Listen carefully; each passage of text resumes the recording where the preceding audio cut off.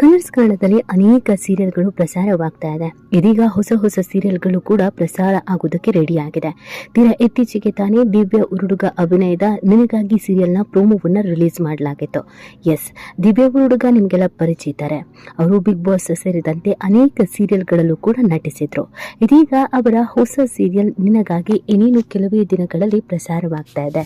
May 27ರಿಂದ colours ಕನ್ನಡದಲ್ಲಿ ಪ್ರಸಾರ ಆಗೋದಕ್ಕೆ ಸಕಲ ತಯಾರಿಯನ್ನ ಮಾಡಿಕೊಂಡಿದೆ. ಪ್ರೋಮೋ ಕೂಡ ರಿಲೀಸ್ ಆಗಿದೆ.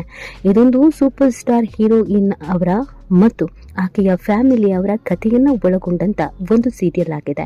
ದಿವ್ಯ ಹುಡುಗ ಬಹುದಿನಗಳ ಆದ್ಮೇಲೆ ಕಿರುತೆರೆಗೆ ಹೀರೋಯಿನ್ ಆಗಿ ಕಮ್ ಬ್ಯಾಕ್ ಮಾಡ್ತಾ ಇರೋದ್ರಿಂದ ಸಹಜವಾಗಿ ಅವರ ಅಭಿಮಾನಿಗಳು ಮತ್ತು ಅವರು ಕೂಡ ಖುಷಿಯಲ್ಲಿ ಇದ್ದಾರೆ.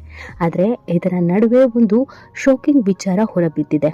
ಅದೇನು ಅಂತಂದ್ರೆ, ನಿನಗಾಗಿ ಸೀರಿಯಲ್ ಪ್ರಸಾರ ಆಗ್ತಾ ಇದೆ. ಆದರೆ ಕಲರ್ಸ್ ಕನ್ನಡದ 2 ಸೀರಿಯಲ್ಗಳು ಮುಕ್ತಾಯ ಆಗ್ತಿದೆ.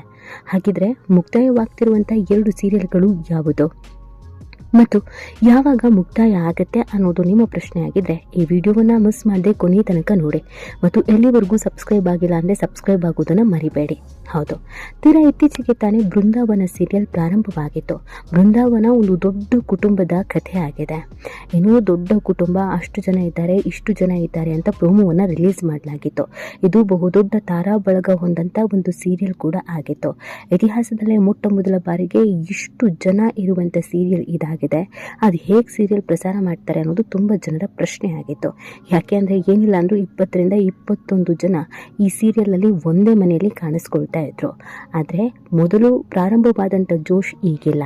21 ಜನ ದಿನಕ್ಕೆ ಕಾಣಿಸೋದೇ ಇಲ್ಲ, ಕಾಣಿಸೋದೇ 2ರಿಂದ 3 ಕ್ಯಾರೆಕ್ಟರು. ಸೊ ಹೀಗಾಗಿ ಈ ಸೀರಿಯಲ್ ಇಟ್ಟಂತ ನಿರೀಕ್ಷೆಯನ್ನ ರೀಚ್ ಆಗಲಿಲ್ಲ.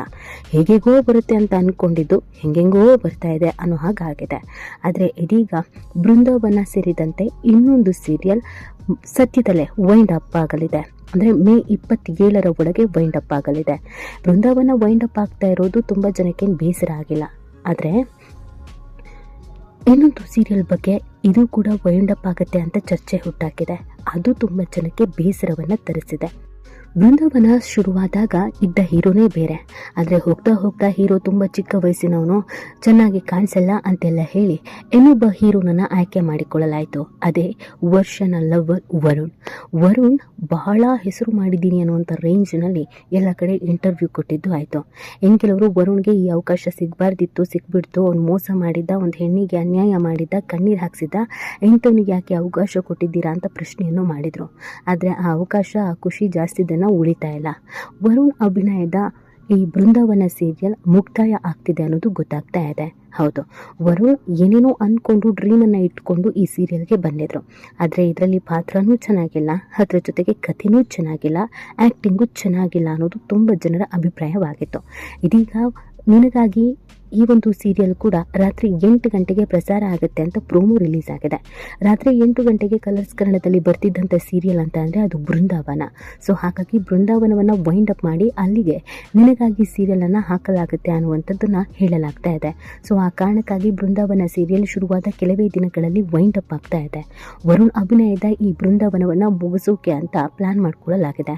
ಅಲ್ಲಿಗೆ ದಿವ್ಯ ಹುಡುಗ ಅಭಿನಯದ ನಿನಗಾಗಿ ಸೀರಿಯಲನ್ನು ಹಾಕಲಾಗುತ್ತೆ ಅಂತ ಹೇಳಲಾಗ್ತಾ ಇದೆ. ಸೊ ಅಲ್ಲಿಗೆ ವರುಣ್ ಮತ್ತು ಆತನ ಸಿನಿಮಾ ಕೆರಿಯರ್ ಮತ್ತು ಸೀರಿಯಲ್ ಕೆರಿಯರ್ ಏನಾಗುತ್ತೆ ಅನ್ನೋದು ಪ್ರಶ್ನೆ. ಇದೆಲ್ಲದರ ನಡುವೆ ತುಂಬ ಜನಕ್ಕೆ ಬೇಸರ ಮತ್ತು ಶಾಕಿಂಗ್ ಅನಿಸ್ತಾ ಇರೋದು ರಾಮಾಚಾರಿ ಸೀರಿಯಲ್ ಕೂಡ ಮುಕ್ತಾಯವಾಗ್ತಿದೆ ಅಂತ. ಹೌದು, ರಾಮಾಚಾರಿ ಇತ್ತೀಚೆಗೆ ಬಹಳ ಹೆಸರನ್ನು ಮಾಡಿತ್ತು. ಶುರುವಾದ ಮೊದಲ ದಿನದಿಂದ ಇಲ್ಲಿವರೆಗೂ TRP ಚೆನ್ನಾಗೇ ಇದೆ. ಕಲರ್ಸ್ ಕನ್ನಡ ಅಂತ ಬಂದಾಗ TRPಯಲ್ಲಿ ಮೊದಲ ಸ್ಥಾನದಲ್ಲಿ ರಾಮಾಚಾರಿ ಇದೆ. ಆದರೆ ಇಲ್ಲಿ ಕತೆ ಮುಗಿತಾ ಬರ್ತಾ ಇದೆ. ಇಬ್ಬರು ಅವಳಿ ಜವಳಿ ಮಕ್ಕಳು, ಒಬ್ಬ ಒಳ್ಳೆಯವನು, ಒಬ್ಬ ಕೆಟ್ಟವನು, ಮನೆಯಲ್ಲೇ ಇರುವಂತಹ ಸೊಸೆ ಕೂಡ ಕೆಟ್ಟವಳು. ಇದೆಲ್ಲದರ ಹಿಂದೆ ಚಾರು ಅಮ್ಮ ಇದ್ದಾರೆ. ಇದಿಷ್ಟು ಗೊತ್ತಾಗ್ಬಿಟ್ರೆ ಕತೆನೇ ಮುಕ್ತಾಯ ಆದಾಗೆ. ಈಗಾಗಲೇ ಅರ್ಧಕ್ಕರ್ಧ ಸೀರಿಯಲ್ ಕತೆ ಮುಗಿತಾ ಬಂದಿದೆ. ಇಲ್ಲಿ ಮನೆಯಲ್ಲಿ ಇದ್ದಂಥ ಸೊಸೆ ಕೆಟ್ಟವಳಾಗಿದ್ದವಳು ಒಳ್ಳೆಯವಳಾಗ್ತಾ ಇದ್ದಾಳೆ.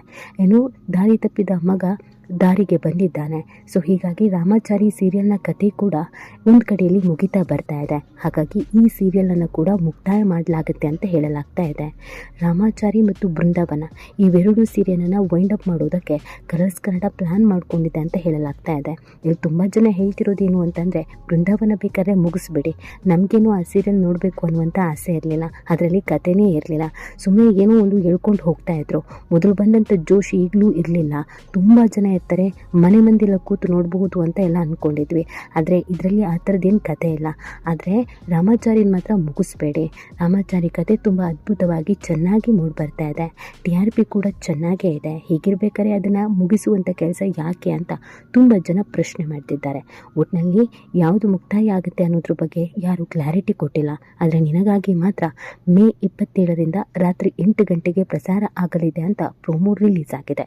ಸೊ ಇನ್ನು ಏನೆಲ್ಲ ಬೆಳವಣಿಗೆ ಆಗುತ್ತೆ, ರಾಮಾಚಾರಿ ಮತ್ತು ಬೃಂದಾವನ ಇವೆರಡು ಸೀರಿಯಲನ್ನು ಬೇರೆ ಟೈಮಿಂಗ್ಸಿಗೆ ಏನಾದರೂ ಹಾಕ್ತಾರಾ ಅಥವಾ ಯಾವುದಾದ್ರೂ ಒಂದು ಸೀರಿಯಲನ್ನು ಮುಗಿಸಿ ಬಿಡ್ತಾರಾ, ಇದು ಈಗಿರುವಂಥ ಪ್ರಶ್ನೆ ಆಗಿದೆ.